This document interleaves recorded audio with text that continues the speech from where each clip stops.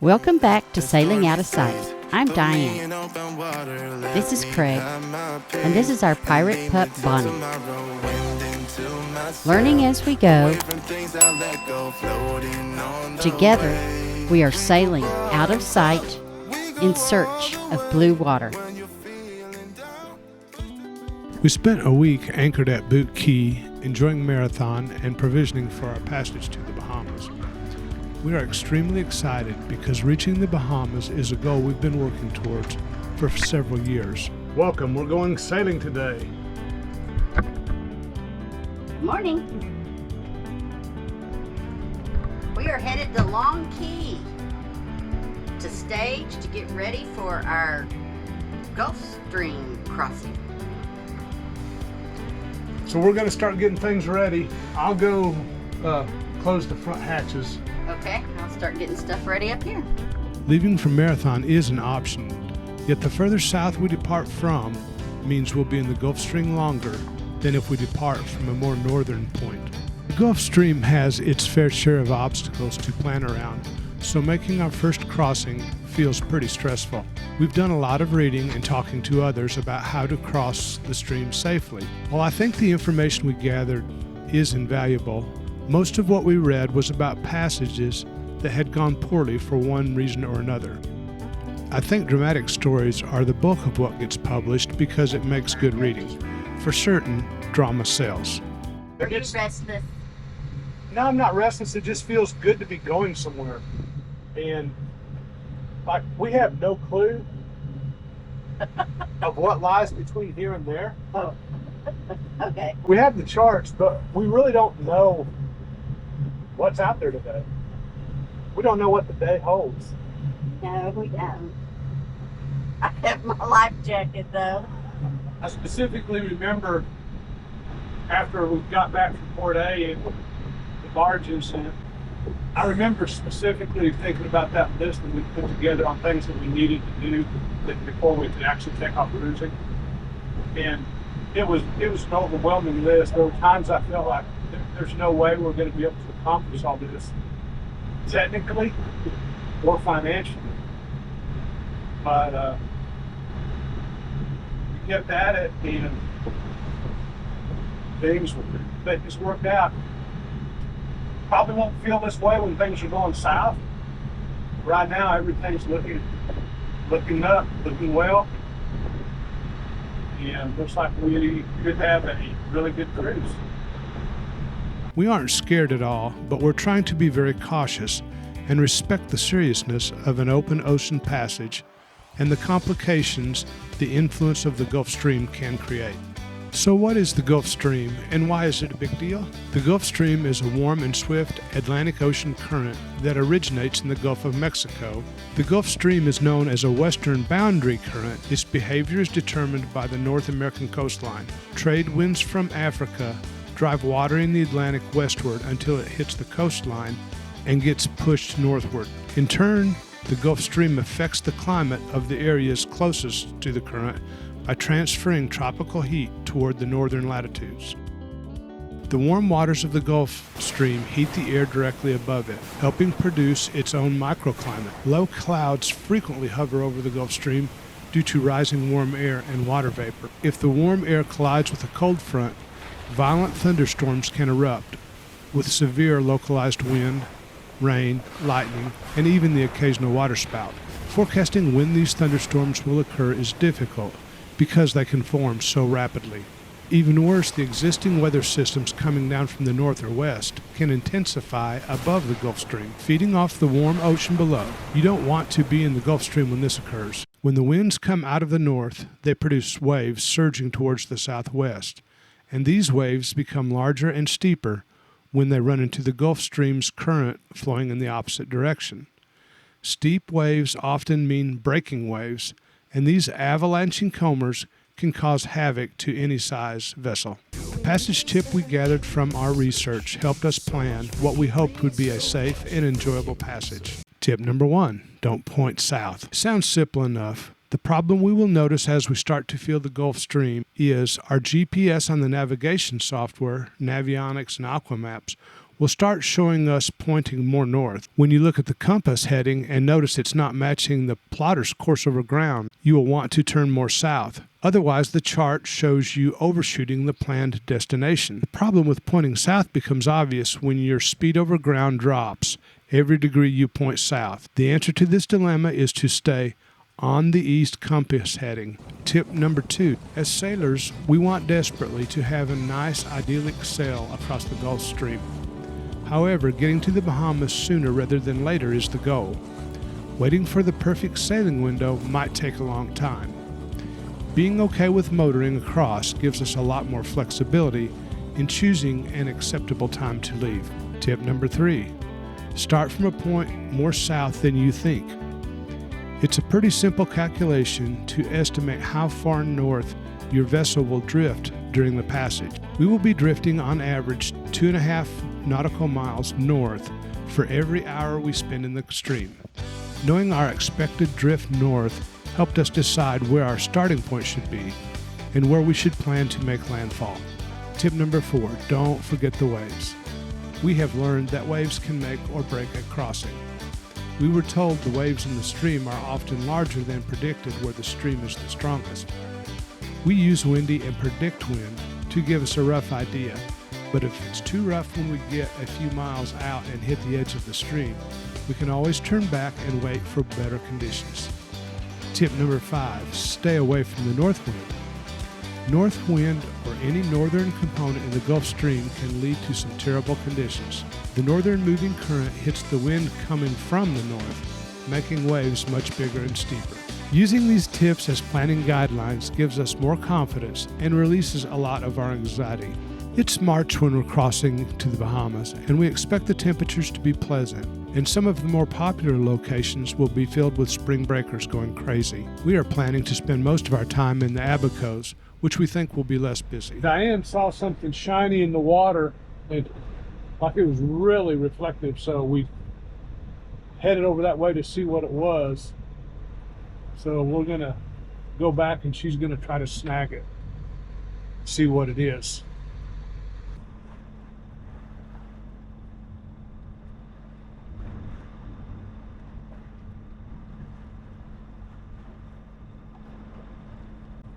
Mylar balloon with plastic on it. So Diane may have just saved a turtle or a dolphin. We've only spent one night anchored at Long Key. The weather's been fantastic and the anchorage is very calm. The weather's looking good for our crossing tomorrow, except for the east wind. But since we've decided to be okay with motoring so that we can cross as quickly as possible, the wind direction isn't much of a concern. The route we've chosen is due east from Long Key, which will put us in the Gulf Stream for 15 hours. Assuming we average 5 knots, drifting north at 2.5 knots for 15 hours would put us 38 miles north of due east, just about South Cat Cay. This sounds like a good plan, because if we misestimated, we will still be south of Bimini, where we plan to check into the Bahamas. Our total anticipated distance crossing is 92 miles, or about 19 hours. Diane got us off anchor and we are underway. Bahamas bound, baby. Bye-bye, Florida Keys. It's been great, but we're ready to We go. spent most of the afternoon daydreaming about what the Bahamas would actually be like, checking off one more of our goals that, to be honest, at times seemed like such a pipe dream. Will it be as good as we have imagined? Will we enjoy being on the water for 3 months straight? Can we actually do this? Hello. Hi. Hi. Just a little update. Nothing much exciting is going on. But we are officially in the Gulf Stream. We're going east, but we're sliding north. So we're looking at. Let's slide away. That's close. That's close to the melody. Let's sliding away. Okay. Yes. So, anyhow, about the only thing we've seen a couple of ships. Not any big deal. We're used to ships. from the Texas coast. There's ships everywhere. But we're seeing some Portuguese man o' war. Flying fish. Flying fish. That's all we've seen so far. Oh, one pelican. We tried to land on our boat. Yeah, Craig doesn't like pelicans. They poop. I don't like penguins. They poop. They're not penguins, they're pelicans. It's kind of an inside joke. I often call pelicans penguins. I don't know why.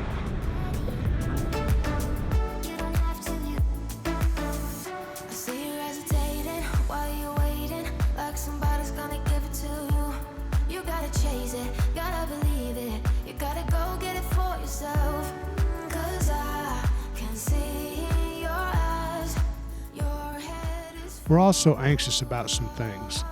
The ships we will encounter in the darkness of night. Will the weather stay this nice? Have we missed anything preparing the boat for the adventure? Do we have all our documents in order?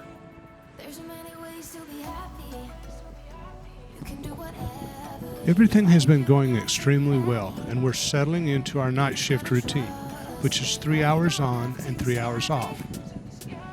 We, especially Shorty, start hearing a clicking sound that is inconsistent, yet noticeable enough to be concerning. The sound seems to be coming from the helm. Down below I can't hear it, but then the engine is fairly loud down there. So, quick update. What time is it? 9:30. At 9:30, Diane found another job to do while we're on passage. Hey, I didn't find it. I offered a suggestion before we ever left, but the suggestion wasn't looked at until we were in the middle of the Gulf Stream. So, if you'll remember, we redid the steering system, and Diane had asked about, would slack get in those cables? Should we check the slack? And I thought that we didn't have enough miles for the. She asked about the cables stretching, and the cables don't stretch, but evidently there was slack in there that worked in. I'm surprised it happened with so few miles, but we started hearing some popping in the steering system. I went downstairs and looked at the quadrant, and there was a lot of slack that had worked its way into the cables. In fact, it was so bad that I'm surprised the cables didn't jump out of the tracks, in which case we would have lost steerage. At this point, we need to heave to so that we can tighten up the cables. For those who are unfamiliar, heave to is a sail configuration that allows you to park the boat while out at sea. It's mainly a heavy weather defense strategy, but it can be used for other reasons, such as a tactic to delay a harbor entrance for morning light, to have a little lunch while out at sea, or, in our case, to fix something. Shut down, we stalled for what, took maybe 20 minutes to get it fixed? The positive side was we were not close to shore. We're in the middle of the Gulf Stream, and there's no boats around anywhere close to us, so we could just bob and float. Yeah, it was kind of that was something I would call a close call, because if it happens at the wrong time, then you got a big problem. But we were able to, the nuts that tighten up had not moved because they're lock nutted down. So those hadn't changed. It was actually slack that was somewhere in the system, finally worked itself to the end where you could see it. We've got angels watching out for us. Yep, we've got angels looking over our shoulder. Lots of people praying for us, believe me. But yeah, so a little bit of a closer call than I would like, but we got it fixed and we're up and running again. We are 45 miles from our destination. We're looking, computer's telling us a 6:07 arrival time. We're going about a little over 7 knots, between about 7.25 knots. Yeah. So this is going to be interesting how this works out, because when you're working out your passage plan, you figure out your east-west component of the passage, and you have to figure how long, based on your speed and the distance across, how long am I going to be in that current? How long will it have to affect me, pushing me north? And we did all that based on a 5-knot speed, and we've been traveling at 6 and 7 knots almost the whole way. So if that holds true, we will not be in the stream as long, which means we will make landfall further south than we thought we had. That's a failure on the safe side. We won't get swept north past our destination. We'll looks like we'll hit south of our destination, then we'll just turn north and go up the Bahama bank to Bimini. So it's interesting how all this stuff works out, how wrong you can be, Yeah. and how lucky you can be. Yep. So we were going to hit our destination at dark, and nobody wants to set an anchor in the dark in a place that they haven't been before. So that's why we agreed to go ahead and come to Bimini, and that put us in here right about sunrise. We're tired, yet too keyed up to be able to go to sleep this early in the morning, so we pushed on further north all the way to Bimini. Our first try at an anchorage was South Bimini.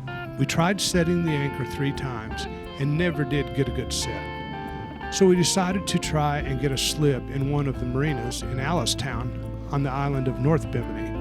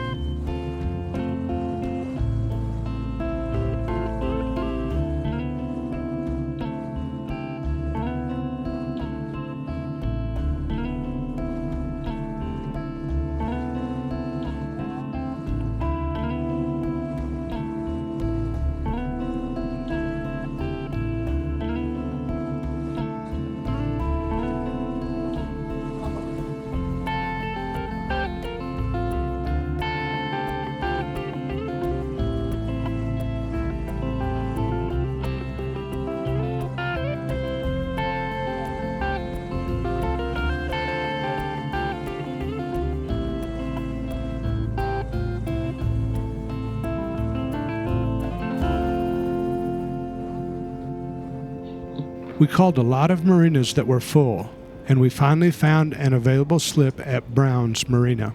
Now we are tied up in our slip, safe and sound, pleased with our accomplishment and so happy to finally be in the Bahamas and blue water. Follow us on YouTube, Facebook, and Instagram. Don't forget to subscribe, give us a thumbs up, and leave us a comment. Thanks for watching.